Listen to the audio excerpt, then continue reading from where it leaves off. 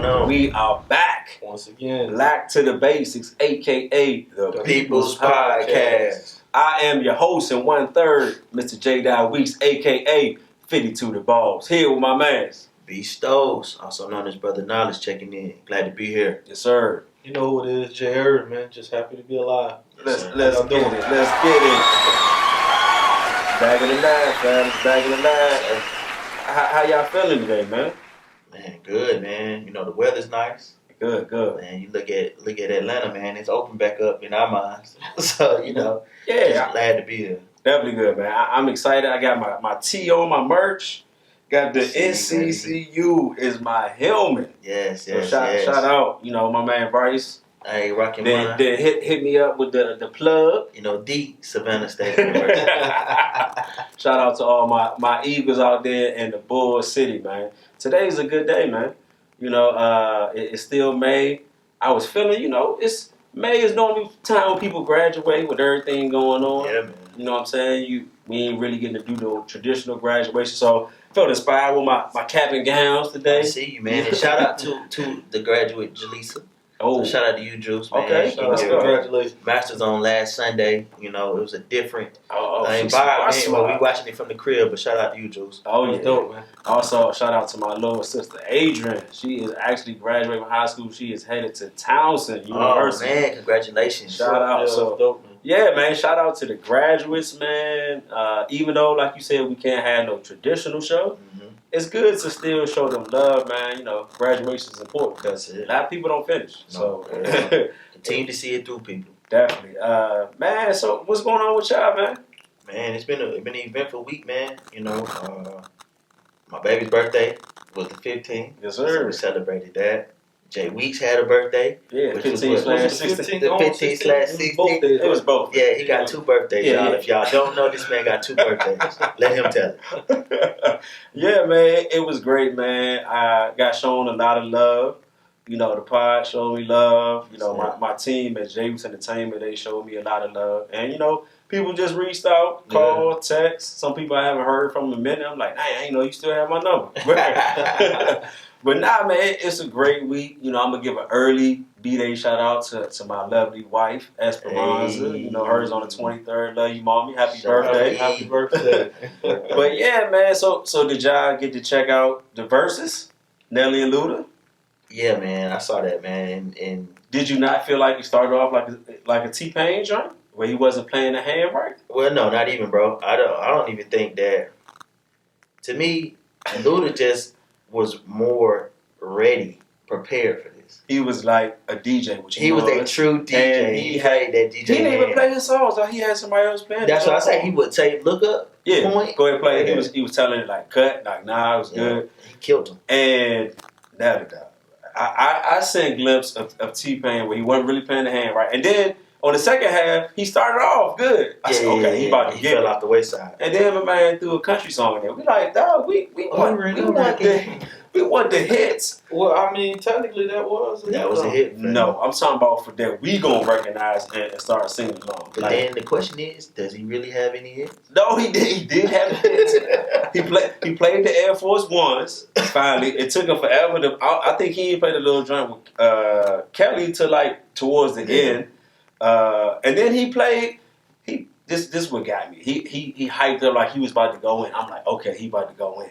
And this man played the joint off the Biggie duets. Yeah, shout out to Biggie, you know, rest in peace, and you know all my people in New York. But the Biggie duets, dog, like it's not the same. You know what I'm saying? It ain't yours. So I'm like, and then on top of that, it was like he was really just. He had, you know how you go to a club and you got the DJ, you trying to get him to play your song, and he playing what he want to play. He don't care about the crowd. Yeah. He letting the songs play out all along. Like, man, Nelly was taking forever. Each song had a story behind it, and it was long. And Luda, we thought Babyface was unbothered. Luda was looking like he was disinterested in it. Yeah, I didn't watch it. I listened to it a little bit because my wife was watching it, but I already knew that matchup. Once again, like it wasn't no.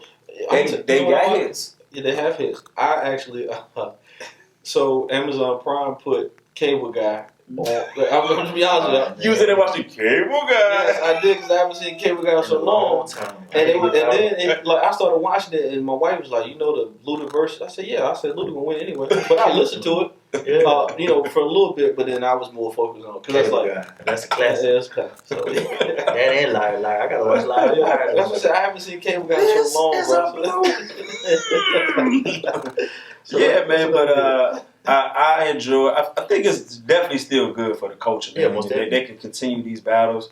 Hopefully, we'll have another banger, battle. You should do a screening process though, because like to me, it was because I haven't watched a lot of them, but you should have like a dry run, test run before you pull your lives up. You know what I'm saying? Because it don't matter, man. Technology is gonna be technology. No, I feel you, but some of that stuff that was going on for the clips I saw could have been avoidable. Like, well, it was, but you remember when Teddy Riley was complaining up front beforehand, saying he didn't want to do it. He wanted to do his own platform because of IG having issues, and everybody was like, "Oh, he think he blah blah blah." But I mean, we seen it's having issues. And so I seen somebody posted this, John, and I was like, maybe they might be on this. They said the person who's at the bottom always have issues. Yeah. And I thought about it. I was like, the person at the bottom was the one who had connectivity So issues. what was her name? Just got Erykah Badu. Did they have issues? I did not see that one. Yes, Erykah Badu disappeared. And she was on the bottom. She was on the bottom. Oh, okay. So I was like, dang, somebody might be on to something. I thought they were gonna do it on her platform. Yeah, do it that way. But she had like a whole concert after the yeah, so she did her own thing. Yeah, that was like next level. I was in there like a full Shout out to Mama Badu. Yeah, they jump was lit. We talking about Teddy Riley, Babyface, but that was a vibe. I have not watched the full one yet. I just maybe because it ain't the matchup ain't just grab my And then attention. too is you're not in front of them. Yeah. I just this guy. I'm just saying, man. The battle rap guy. No, yeah. Now, you know how that goes. But if they have something that grab my attention, you know what? I would like to. So, for instance, I saw the poll where they were trying to get Jay-Z and DMX to go. But that's not a matchup. But here's the thing: the reason why it's not gonna happen is because Jay-Z's not gonna probably do it, but DMX can hold his own. No, that's not even a question. But people that don't really know hip hop are like, "Oh man, DMX." They had a 15-minute battle behind stage, like come on, man. Like you remember on making a band when Diddy made the battle at the table, and he kept making all them go like that. It was the same thing for him. But man, definitely, it's great to see good things going on now. It's positive. Yes. People who may have not known about these artists now are now getting to see it. So shout out to them for doing the verses. They followers going up for sure. Yes, sir. Them streams and all that, man. Yes, so shout out to that. Dope. But y'all know we can't start any show without first educating the people. And for that, we got to listen to my man, Brother Knowledge, to get that knowledge before. Yes, y'all. Science, baby. What you got today, man? Today, man, we're going to talk about, sports are out. Yeah, we don't have any sports, man. I'm a big baseball fan. But we're going to talk about the first black general manager of baseball, Mr. Bob Watson. So Mr. Watson played 19 years in the MLB to later break 19 years is a long time. But to break the racial barrier in 1994 with the Houston Astros as the first black general manager. Hold on, I'm talking about what you just break the racial barrier in 1994. Yeah. Think about that now, right? Baseball is America's pastime. That's what I'm saying. But it took up until the middle of the 90s to be able to have the first black general manager. You just said like 94. Game changer. And I said it cool, like it was okay. But it is not okay. So then 2 years later, man, which is cool, he was the first black general manager to win a World Series with the New York Yankees. Unfortunately, last Thursday he passed away. But it was just, pressing on my spirit just to give him a shout out, man, for his contributions to the game. He ended his career as the person over all, you would say, punishments or everything with steroids and operations and all. So steroids, he deemed the punishment. So he was the person that took that. So he was known in the league as Mr. Hustler. So hey, shout out to him. So he hustled his way up to the corporate office. Yes, sir. Not to make a joke about steroids, because people don't do steroids and do crazy stuff to you. Yeah. That year when Sammy Sosa and Yeah. Mark McGwire, that was a good year for baseball. Man, great. Steroids or not, that was just fun to watch. I'm sorry. Even with Barry Bonds, man, it's crazy that he was able to break, the record. Mm-hmm. But, now you look at it, that's an asterisk on it. But this dude had talent before. Right. The steroids, man. But shout out to Mr. Watson and his contribution to sports, but also to just the culture period. Yeah, definitely. That's dope. 94, man. 94. That's crazy. You know what else crazy though? Like just tying into that, man. Like I don't know if y'all just saw recently sports related. Where the NFL is looking to add, give like, I had to laugh for a second, but basically give like an extra draft pick as an incentive a coach or something to hire more minorities in your organization. This is horrible. Because I mean, think about it, how many black coaches are there? No, How many black general managers are there? How many black owners are there? Mm-hmm. Like I don't believe there's one. Right. The closest we got is Mr. Khan, and he, down in Yeah, Jacksonville. He's not, he's not black, but I just, and what year we in? And we just 2020. So here we're gonna give you this to put somebody in color into Hush it up, man. Gotta give something to get something. Right. And that's why y'all know we always keep our ears to the street. Yes, We yes. gotta look to my man Irv. Yeah, Jay man. Irv. Little early. Give us that word on the street. 4, 3, 2. That was no, it was not. Oh, okay. You come in with more. No, I just tied into what my brother Bishop was you saying. was on it. Right. He was just working it out. He was in tune. Right. Working it out. Today's word on the street, I want to give a shout out to Miss Moselle Devereaux, 73-year-old founder and CEO of Queen of Creole, who bakes made from scratch, oven-ready fresh pies, brownies, cookies, and even seafood gumbo. Get it. Her innovative company guarantees the freshness of all of their products that are safely delivered to your door Wow. in an insulated box with dry ice to sustain integrity. Ooh. Upon delivery, customers just need to follow the simple step-by-step instructions before they enjoy their meal. So, with the whole quarantine and stuff going That's down, classic. tying into last week quarantine and then chill episode, for men and ladies, you can't cook, you want some good, That's Taste of the bayou. Right. Queen of Creole, look them up. Food looks actually amazing, by the way. But I'm excited. I'm in there thinking about the food right now. Shout out to them on that, boy. Shout out to you. yeah, and she's 73 years old. She was a retired chef, Wow. and then she went on YouTube and decided, hey, you know what? I just want to continue to do. And what there's I so love to many do. people that have food recipes and soul food, and people always trying to figure out how can we get this delivered. But dang, they Right to the Switched crib. up our hustle, man. Right to the crib. it's always a hustle. about the hustle. It's always a hustle. Man, today it is great like any other day when you wake up on this side. Yes. And today, man, we just want to talk about just hustle. Yeah. Because it's always a hustle. It Everything we do, it's a hustle. We talked about Mr. Hustler Yes. over here with the baseball. Mr. Watson, shout out. We got grandma over here making the we're moving pies. And moving stuff. pies. And Food pies, by the way. So it's always a hustle, man. So when you think about it now, people may not say hustle. They may say jug, Yeah. finesse. Finesse, A couple other words. That they use. But when you think about hustle, I always like to give a little facts behind it. So let's just look at how Webster. This is how Webster defines it. Man. Let's get it. They said hustle is defined by to sell something or to obtain something from someone by energetic or especially underhanded activity. Swindle, to sell or promote energetically and aggressively. To lure less skillful players into competing against oneself at a gambling game. So you really try and get over. Another one they said to obtain money by fraud or deception. Wow. A dishonest plan for getting money.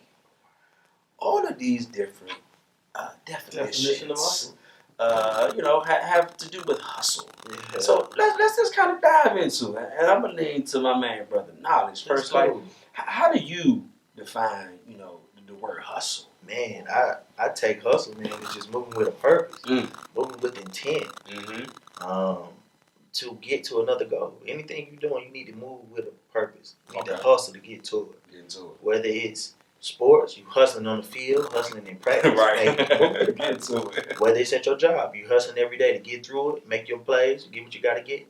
get back home. You're on the corner, same way. Always. Always a hustle. Yeah, man, I definitely look at it like it's just, I just find it simply, it's just hard work, man. Yes. It's just hard work, seeing results. By seeing results, whether it be getting paid for those results, getting more, if you got a business, more exposure.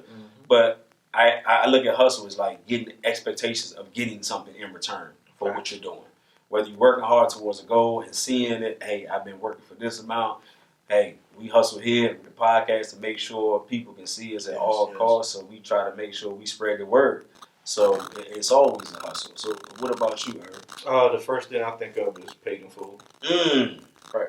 Why break it? Because coming from my era, so to speak, hustle meant something completely different. Like hustle meant cars, clothes, money, all that. So when you hear that, you think of well, for me, when I initially hear that, like okay, you're living a certain lifestyle to obtain another certain lifestyle. So I think hustle and grind, in my opinion, are two different things, and I'll go into that later. Okay. But when I hear hustle, that's the first thing I used to think about. Okay. Yeah. So we gonna go into that. So you said coming up and hustling, what it meant to you. So I can kind of speak to that when it comes to when I was young, when somebody said hustle, it meant like you said, like you were out there grinding, doing whatever you had to do. If hey, baby needs shoes, you need money, got to be paid for rent, bills. Like you was gonna do whatever you had to do to make it happen. But you think about the people that was on the corner. You think about the people who had to be out there. You had to think about the people that was using drugs at a time like that. It was always a hustle. Right. And we, a lot of us glorified that, and we only seen kind of one aspect of it. Right. Like, hey, I see these. I can remember, and the late 80s, early 90s, seeing the big time the boys out there, the street pharmacists out there with the Saabs, the Jettas, with the gold BBSs. They had the Jetta Rabbit. They had the Nissan 280Z. The Benz. I always wanted the Jetta, which is probably why I have a Jetta now. For sure. Because and I'm gonna take you back with this whip. The Acura Legend. Now that was the. When you seen that, you know what time it was. The gold trim joint.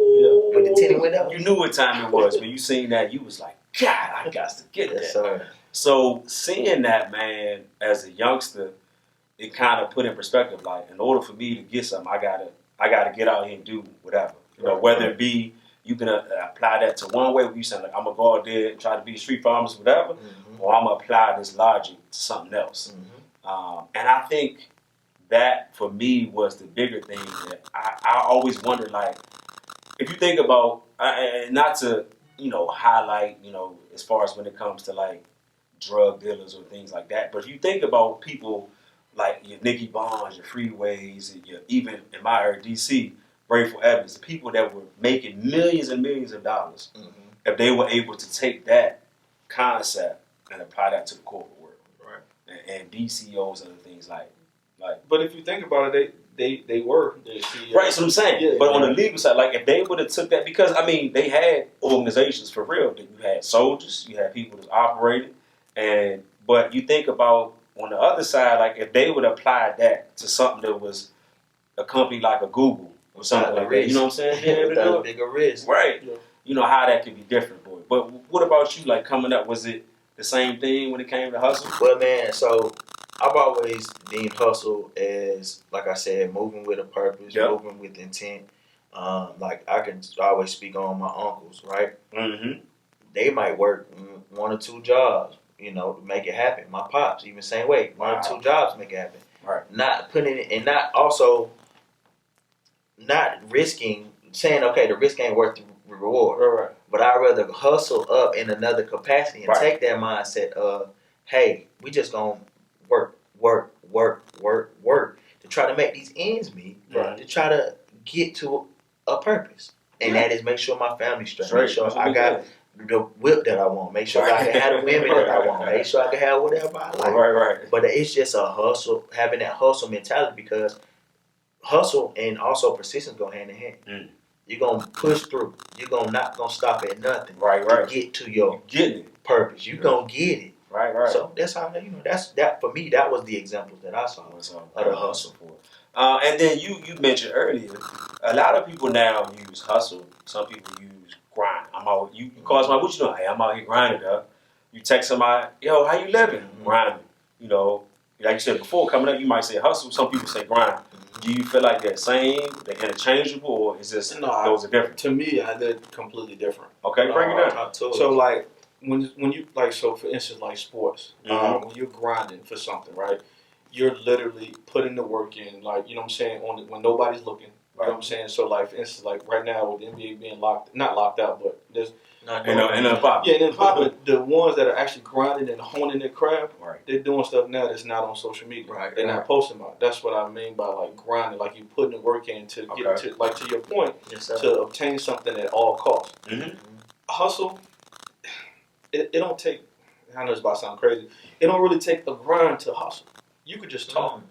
If you got a slick mouth, interesting. You understand what I'm saying? If you got a slick mouth, you can pretty much sell whatever. You know what I'm saying? That don't really take a lot of skill. Now you got to have some common sense. That's it. But it don't take a lot of skill to hustle. Like, you know what I'm saying? Like if you, like, you know, for instance, in sales, right? Everybody says, man, I be grinding. Like, you know, how did you obtain your numbers? Did you hustle these people for their numbers, or did you actually grind and put the numbers in? What we calling it, clerking? Clerking, yeah. You know what I'm saying? That's our company we used to work for. We had a lot of clerkers. So the difference between, like, you know, when the times are slow, right? Who's still performing? What you doing? If you performing when times are slow, when they ain't coming to you, you grinding. Right. You know, hustling. See, I think that's just my perspective on, you know what I'm saying? I think it's two totally different. A lot of people confuse that. Like, oh, yeah, I just made X, Y, D. What'd you do to get that? Right. No, I got some T-shirts that, you know what I'm saying, I capitalize off the situation. That'll make you based grind. on what's going on. Based on what's going on. You didn't grind. You slick. That's a hustle. You know what I'm saying? So that's how I look at it.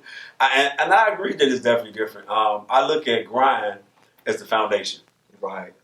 Grind is like all the back work. That's all, everything you trying to, like, when you like you said, you got a T-shirt company. Your grind is when you out there handing out flyers. You posting on social media. That's just getting the presence aware of what you're doing, get right? the message out. You know what I'm saying? That's, look, hey, I'm out here. Look, this is what I'm doing. Yo, check me out. Yo, hey, can you post this for me, dog? That's your grind, building your foundation. But your hustle, to me, is the results that you reaping. When you come to me and say, yo, I seen your joint on IG, I want to pay you XYZ for this, that's the hustle for it. You done seen what I got, and now I'm getting the results. I'm going to capitalize off it. I'm getting the results off of that.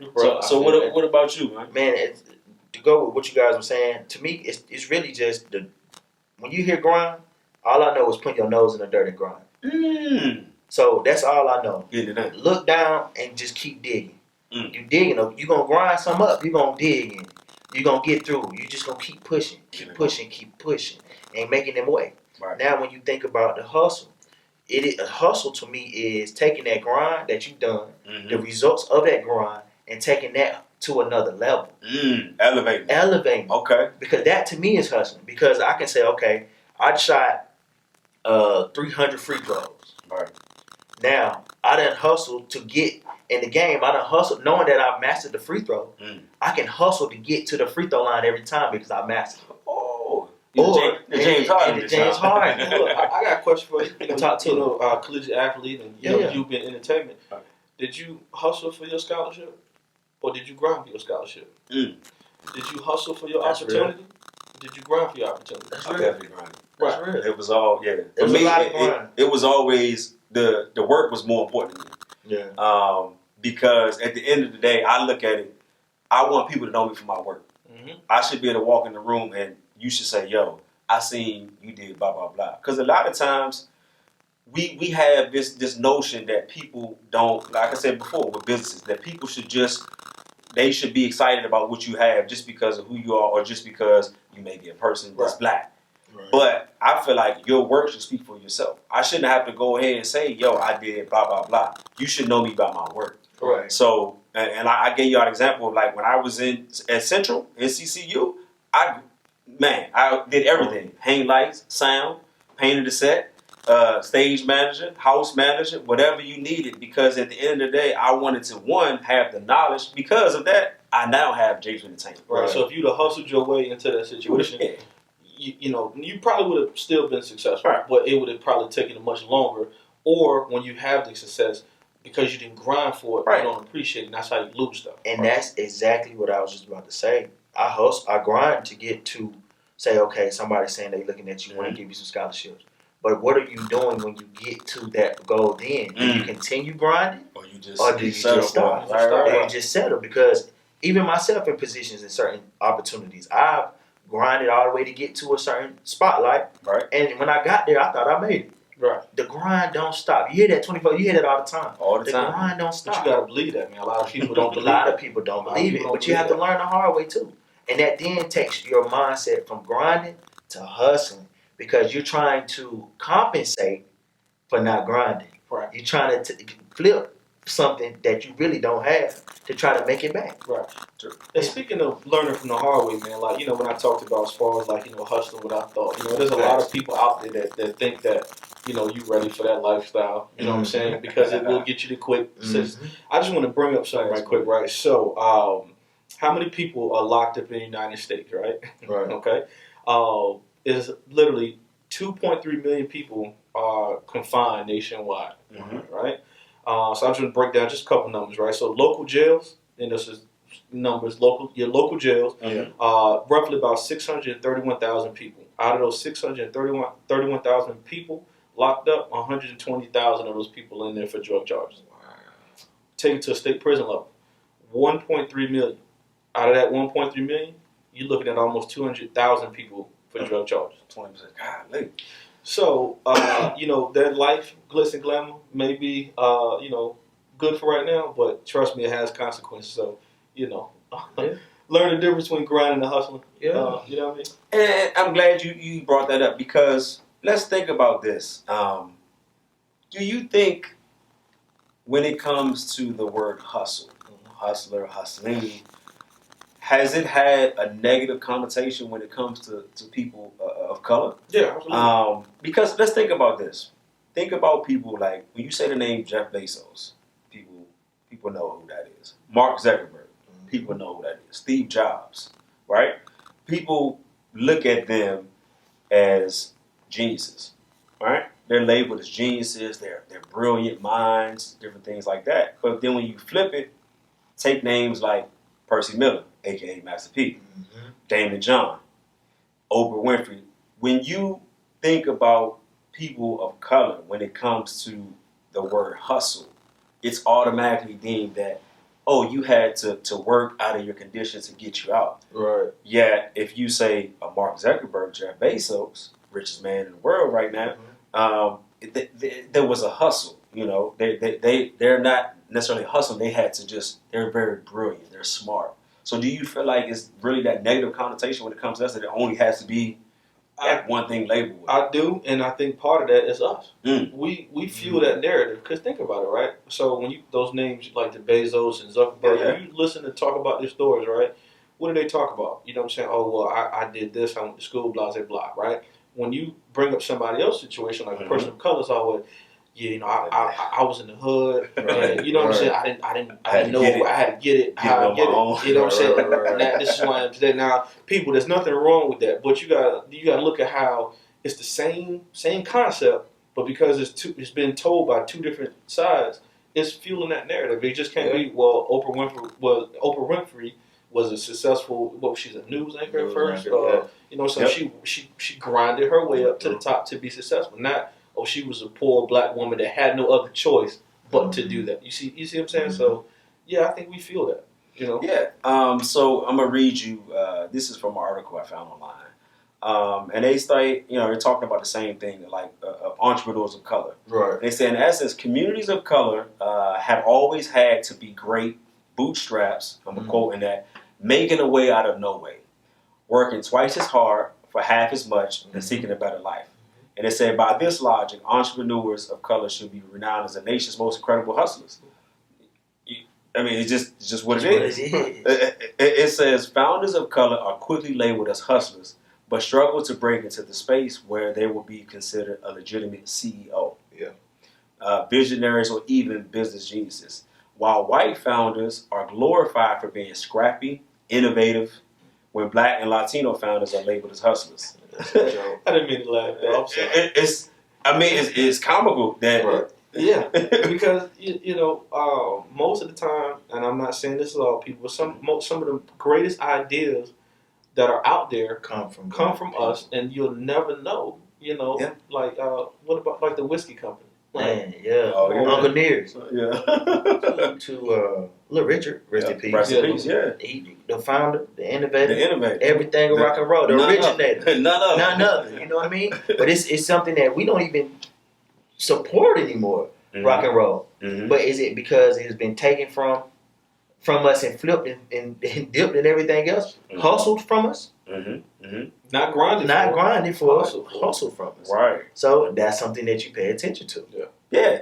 And along with that, so you talked about before what we each talked about, kind of what it meant to hustle, coming up. Do you feel like now that meaning or that idea of hustle has changed? Yes, for me, I know it. For me personally, that how so? Because now I no longer, I don't associate hustle with somebody being on the corner. Okay. You know what I'm saying? I associate hustle with somebody that one owns their company. Mm-hmm. You know what I'm saying? Finding a different way to make money. You know what I'm saying? Yes. Versus the stereotype. Well, the only way you can be successful is either one, got to be an athlete, or you got to poison our community selling drugs and stuff like that. So yeah, it's definitely changed for me. What about you? Man, for me, man, I think back to the Nipsey Hussle right now. This is everything I lean on with it. Hustle and motivate. Okay. So when you take break that down. Hustle and motivate. So of course Nipsey had a history of being in the gang, doing different things. Yeah. But he took those experiences and are now motivating more people than he probably could have ever touched by staying in that hustle mode of putting drugs in the cities and killing and doing all of that gang membership, gang activity. Mm-hmm. But now, you look at it. This dude has embodied hustle and now has his own tech company, owns his own block, own clothing company. Yeah. He has foods out there. He has like a supplement line that he's working on right now that people don't even talk about. Mm-hmm. It's so many different things that he's now motivating and taking his hustle, that mentality, right? From the corner to the corner office mentality. Saying, I'm going to take everything I learned here, apply it here, and maximize just my potential. Right. And I think that is something that he was able to do. Rest in peace, Nip. Yeah. And that's going on right now. Nip. So do you, when it comes to Nip, was your influences or your introduction to him through what he was doing like on the music side? Mm-hmm. Or was it more like kind of the outside, like the reform? So for me, it was, I have a few homies from California. Okay. And so they introduced me to him, 2013. Oh, wow. So I've been following him a little bit. Right. But when you think about it, I'm not really big on West Coast music. Mm-hmm. So I just let it be what it was. I know who he is. I know what he stood for. Mm-hmm. And then when Victory Lap came out, I started to pick up, that again. So I'm saying, okay, doing my research. I'm big on research. Do you research people? So I started to find out what he was into. What he was about, right. What he was about and what he stood on. And it's so crazy that shortly after his demise, was in his neighborhood that he was trying to push, do different things. But it's just, it's amazing to see what that corner to the corner office mentality can do for you and how it can impact millions. And I definitely feel like hustle has changed because if you look at it, and I even look back kind of the history of kind of the word hustle, even when it comes to the United States, it wasn't first even published or used in any type of document until 1914. Wow. And that was from a Chicago Defender. An African-American newspaper said delivering the paper was an easy task for wide awake boys with a little hustle in them. Wow. And then in 1935, an article from the Baltimore African-American said that by promising a non-existent scholarship, the University of Maryland president was admitting that he was giving the applicant a hustle, quote. So if you look at kind of that, and even I take it back further, I look at, if you go back, of course, here in America, we can't talk about slavery. We're supposed to forget about it. Right. It was so far long ago. But, that's a whole nother story. But if you think about our ancestors and what they had to endure and be able to build, the idea was that if we work hard, we're going to get results. Right. You know? And so when you look at that and flash forward, like I said, the 1900s, it's like, hey, this hustle, you just got to grind. You just work your way up and you're going to become successful. Right. And I feel like now it was about doing the work. And I feel like now it's about the appearance or the lure of doing it. Because I can go on IG right now and post a picture in front of a building like, yo, I'm out here getting these apartment complexes. Right. You know, I can post a picture in front of a Benz, like it's or, you know what I'm saying, or Wraith, the illusion, you know, the Rolls Wraith, you know, with the stars in the ceiling, and it looks like this dude is out here getting it. Right. So I think now it's more about having the illusion that you're doing it without actually having to do the work. Mm-hmm. Because now we in the age of social media, and you think about it, when you were trying to get put on with anything, you had to know somebody. Right. Or you had to go out there and be desperate, like, yo, sign me, do this, like, I'm here. But now you get you a camera and some internet, and you ready to rock off the rip. So it don't even make no difference. So I feel like now it's changed in the sense of, like, it's not about doing the work no more. Yeah. It's about if people can see, like, it looks like you doing it. Like, Herb looked like he making it happen, so he got to be making it happen. But those people tend to not last long. Oh, of course. Because, like I said, you were given something that you didn't work for or that you didn't grind for, mm-hmm. and you lose it. So, like, for instance, right, I love music. The down south region, like Atlanta, like Texas, stuff like that. If you look at the South, now there's some great artists from all over, but if you look at just the South in particular, right, before they got on, like, before before the South music was quote unquote acceptable, right? The reason why those artists last so long is because, for one, they didn't have a Def Jam. Like, if you're in New York, you know what I'm saying? No shouts to New York, but if you were an artist, this is before the social media, right. You can go down, or you can take the train, or take the cab, Def Jam's right there. You didn't really have a lot of major record labels here, or in Atlanta, or anywhere else. So, like, these artists would literally print up their music. Right. You out on the corner. And I'm saying, you're right, you got all the little blocks and the squares. Mm-hmm. You perform right there at the subway. Somebody and really, people work like David Banner, and shout out David Banner. I love David Banner to death, right? But he was saying the reason why, how he became a producer.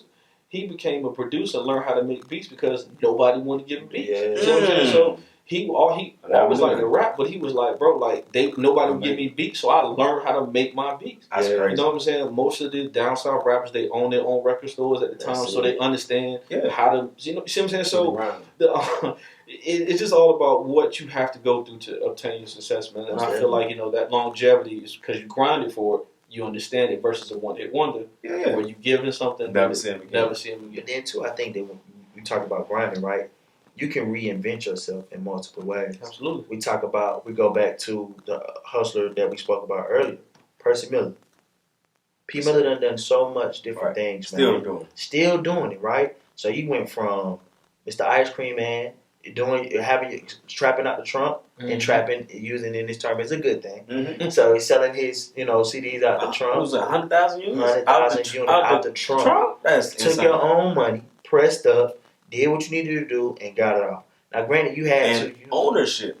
Ownership. Everything does. No, it's not stepped on. It's all his. It's all his. And so then, when you look at it, he's taking that. Man played in the NBA. A lot of people don't realize people don't know that. You know what I'm saying? A lot of people don't even realize that, dog. Started his own movies, production, movies, agency, sports agency. Yep. Signed one of the top recruits ever, Ricky Williams. He was a little green. But I'm just saying, though, but to be able to do it, that's a platform. I love the concept, man. He said, don't get me started. Ricky didn't. got the, my favorite, the hood. You got the rap snacks. Yeah, and even now got the rap noodles now. I just saw that. The little video of that. And then, too, No Limit. It's still, the music, you think about the people that he's been able to sign and help. Snoop. You got Silk. Mystical. Right. This dude was really doing it, but doing it his way because he took that corner to the corner office mindset and flipped it. Yeah. I think what's the Agent Johnson, right? It's the actor that was in I Got the Hook. Yeah. He said, him and Eddie Griffin. Yeah. Right? He said that's the one at the time that was the most money he ever been paid for a movie role.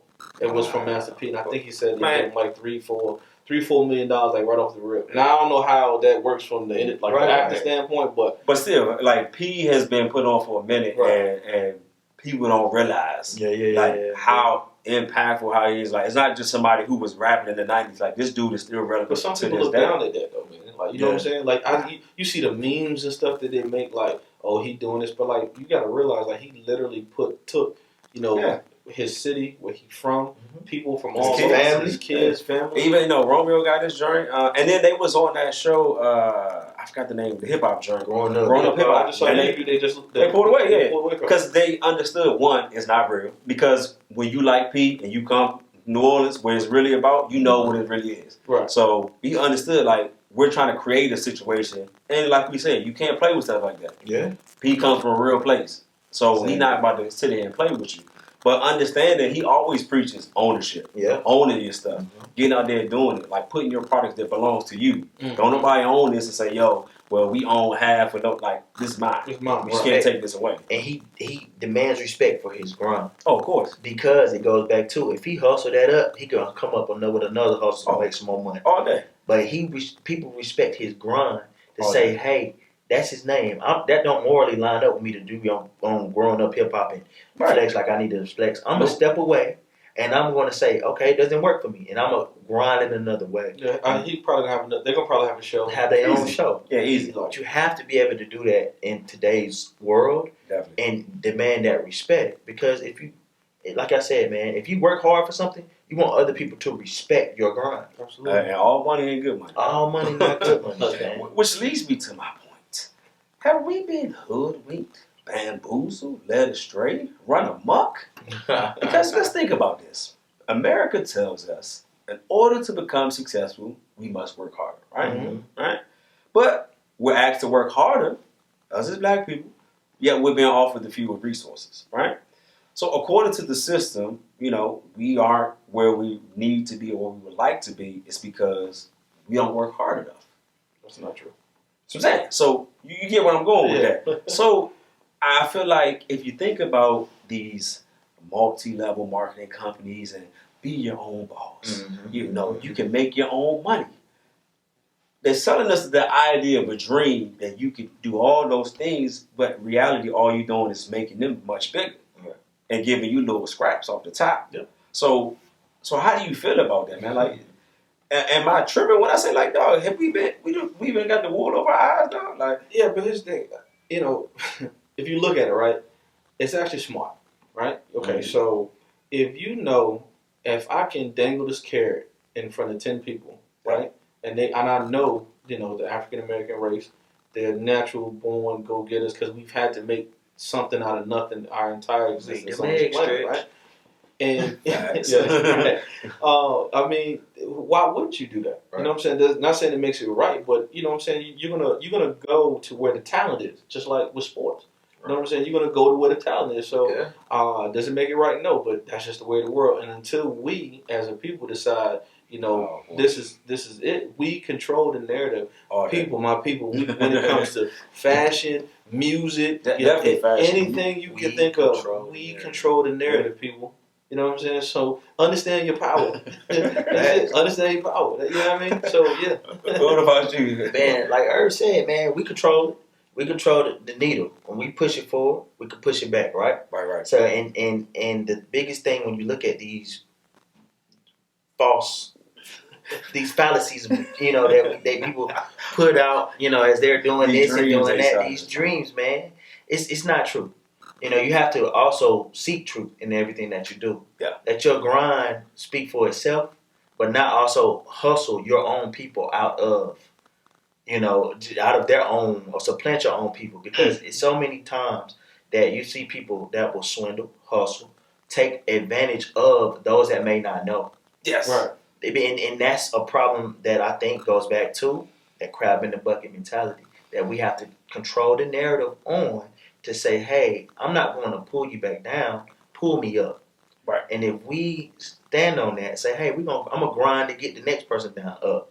And we just push together, man. That's us, man. We should be able to do that. Definitely, man. And when you start talking about rent, it just brought so many memories, man. I can remember working for a bank. I'm not gonna say this bank name, but once I tell the story, you're gonna kinda know. Okay. But I remember some of the practices I was seeing and watching people grind and like kind of getting stuff, and I'm like, this don't really seem well ethical. And years later, fast forward, they come out with this big scandal like, yo, these banks are people were getting goals. You couldn't hit those goals if you had 6 months, let alone 1 month. When I looked at it, I'm like, come on, dog. There's no way, right? And I think about me of having a very high sales background, all the different companies and organizations I work for. I never forget, I work for a cell phone company. Again, not going to say the name. And I looked at the dollar amount of the accessories that I sold for a year. It was $125,000. Wow. What I received of that was maybe $3,000. Crazy. So let's just think about that. $125,000 I made this company, and I got $3,000. Right. Like that, not even 10%. Like on an item that takes 5 cents to make. Right, easy, sure. So from that moment on, I honestly have been changed completely because I realized you think about this when it comes to work, and I know everyone now is like, oh, you gotta grind, you gotta get this work, make sure you hustle. But think about all the times you take away from your family when you're out there doing it, right? But more importantly, if you just most people work 40 hours in a week. Some. And some people, for the ones that are lucky. Yeah. If you were to take at least 20 of those hours at some point to apply into whatever it is you want to do, whether it be a company, organization, something with the kids, being a coach, whatever, how much better we would be. Because we're making these people so much more money, and what are we getting? We're getting table scraps. And I'm glad you brought that up, man. I just want to take a second to, I'm going to list some companies. 20, I'm trying to blow through this pretty fast. 20 successful companies, right? I'm going to just name some up and I'll tell you what they all have in common. Right? So we got Worldwide Technology. Oh, yeah. Okay. Big one. North Carolina Mutual Life Insurance Company. Bull City. Blavity. I don't know if you heard. Okay. Yeah, I heard of that one. Gardner Rich and Company. That's the dude from Pursuit of Happiness, right? Yes, that's correct. That's correct. The real. Okay. Yeah, the Millennium Steel Service. Okay. Johnson Publishing Company. Harpo Incorporated. That's over. Atlanta Life. Yes. Voluptuous Clothing. Fubu. David John. DC Design. Okay. Apps Tech. Okay. Carver Federal Savings Bank. Okay. Sinclair London. Systems Electro Coding. And I'm not going to go to the rest of them, but the one thing they all have in common is they're all successful and they're all black owned. Wow. So changing that narrative. So like when I was saying earlier, like, when I hear hustle or whatever, I'm thinking on the corner. Right. Where nowadays the hustle or the grind is becoming an entrepreneur and owning your company. So people, it can be done. It's not, Yes, sir. I know they talk about the Bezos and the Mark Zuckerberg, whatever his name is. That's a very select few, but we are actually out doing the same thing. You said it, bro. Fubu, Damon John. Yeah. Everybody know I'm a huge Shark Tank fan. Yeah, you got me watching. To see his story of having, the idea of making hats. This dude used to work at Red Lobster. Wow. And, he started sewing because his mom told him how to sew as a youngster. And took that and said, you know what, I'm going to create these designs, start doing hats, start doing shirts.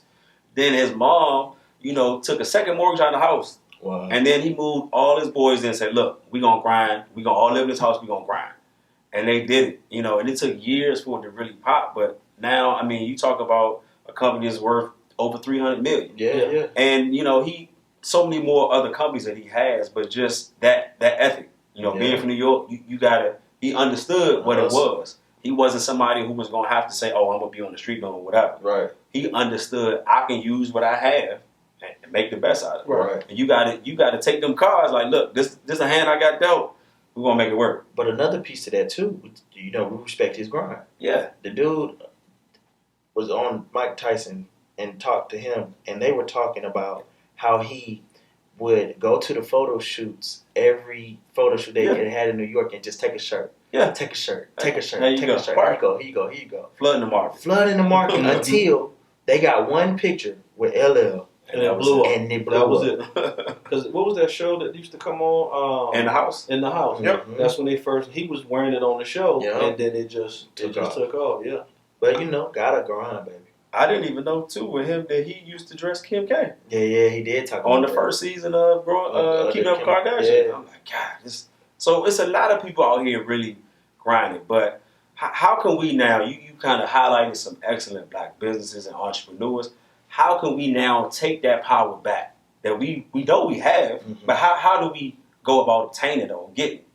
Or do we even realize that we have it? Yeah, I mean, it's nothing to take back. You can't take back something that you already have. It's already in you. Yeah, you just have to, find your lane and just go after it. Like that. You know what I'm saying? You gotta, once again, stay away from the, hey, I'm out here doing this, I'm out here doing that. You know what I'm saying? Yeah, it's like the quick schemes, your little pyramid schemes and all that. Do y'all remember people had the blue signs with the "You should be here"? Don't tell, man, bro. I got a story. I got a story about that. I know. I don't even listen. Yeah, I remember that. Yeah, we gonna talk about that next. We could probably do a whole segment on it. Wow. If it was a couple of years ago, there was you would see people on social media talk with this little blue flag. And it was a travel. You should be here, right? Travel, yeah. Just I'm not bashing no company, but just know that there's other avenues to do it. And I just watched a documentary on Netflix called Betting on Zero. Okay. And it's about the health joint. I forgot the name of it.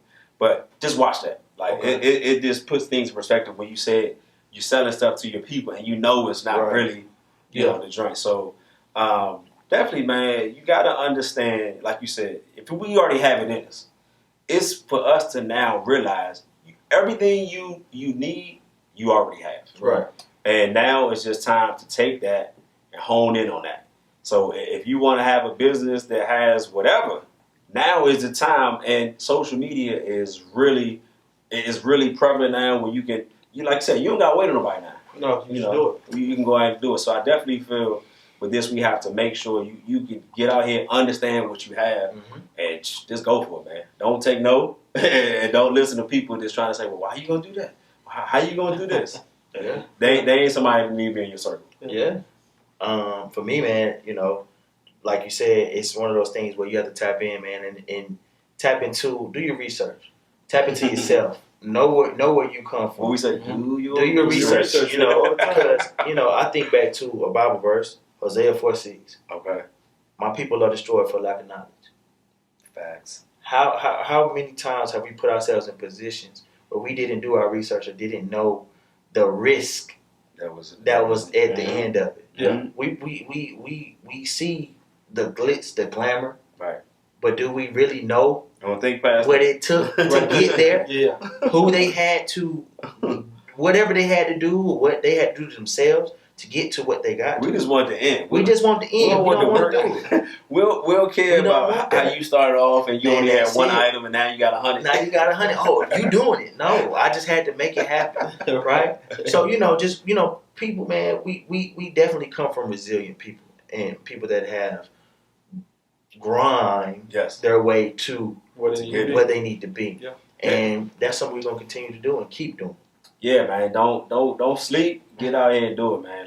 Regardless of what anyone is saying, doing, get out here and get to it. My man Irv already said, we have it. Yeah, just don't look for a handout, man. Just create a wave and then go with it, and then don't let nobody tell you anything different. If you have ideas, stand on that and see it all the way through. Don't get discouraged. Oh yeah, yes. Put yourself on, man. Go ahead and do it. Don't wait for nobody to give you the opportunity. So shout out to all those people that's out here grinding and getting to it, because at the end of the day, it's always a hustle. Get out, get some. Shout out to Goody Mob. Yes, sir. And now the time has come for my absolute favorite part of the show. Tell us why you mad. Question, I'm going to tell you why I'm mad. You know what I'm saying? I'm going to tell you why I'm mad. I'm going to tell you why. Yes. What you got today, man?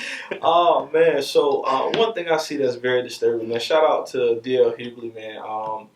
He touched on this, a little bit. I don't know if you saw the comments that, some black celebrities were making. I think, Puffy was one of the ones. Hold on to the vote situation. Little records. When it comes to voting, right? The thing that that bothers me so much is a lot of people say, "Oh, my vote don't count," or they cheated to get them in, did that, right? You got to go out and vote. Your people died for this right to go out and vote. If you want change, go out and do your part and go vote, not necessarily for the presidential votes, but in your community. Local officials. You know what I'm saying? And then don't look for, how are they going to, buy my vote. Right. You know what I'm saying? The people that are buying votes, like, everybody, like this whole, stimulus money and stuff going around here, a lot of people say, oh, well, I'm going to vote for him because he gave me some money. That's the dumbest thing that I've ever heard. Yeah. Because look at what we've been in right now. Yeah. Right. You think it's going to get any better? So one, that's that carrot, bro. Right. Do your research and go out and vote, man. Don't listen to people tell, oh, what is they going to do to gain my vote? No. That we're going to be, you think the last 4 years was bad? It's going to get a lot worse the next 4 years. Most definitely. It just really bothered me to see that. And like I said, if you haven't seen the interview that D.L. Hughley did on the Breakfast Club, he talked about it. Shout out to him, man. He always, I can truly say he's always is for the people, been for the people, and don't care what anybody thinks. So, and really says what's on his mind. And a lot of what people think but don't say. Yeah. Right. And I think it's very, like you said, key when it comes to voting. Like, our ancestors fought for us to have this. They were murdered. Like, all types of things just to be able to do it. So and we just kind of like, whatever, do it, whatever. And not even just our ancestors. I think about the African American men and women that are locked up or incarcerated with felonies and can't vote. Yeah, that's right. up. And it wasn't. And a lot of times they were, non-violent offenders and shouldn't be felons in our eyes or those type of things. So we have a duty to get out and represent those that have come before us and that are still in the position around us that don't have a voice. Right. Yes. I just said you had a conversation. Oh yeah, what did you vote? Nah, I ain't doing that. Well, there's nothing else to talk about. Bye. So that's why I'm mad. That's why I'm mad. Look, if we had a conversation and the first thing hey, did you vote? And you tell me no, it's the end of the conversation. End of conversation. Yeah, so definitely use your right. It is your duty to make sure you get out to these polls. But like you said, not only just the presidential, your local officials, your judges, your politicians, because there's no way we can deem and expect change in our community, our neighborhoods, if we're not doing our part. Right. So let's go ahead and make sure we influence the culture and make sure we always take it back to the basics. And we're going to catch y'all next week. Y'all stay safe.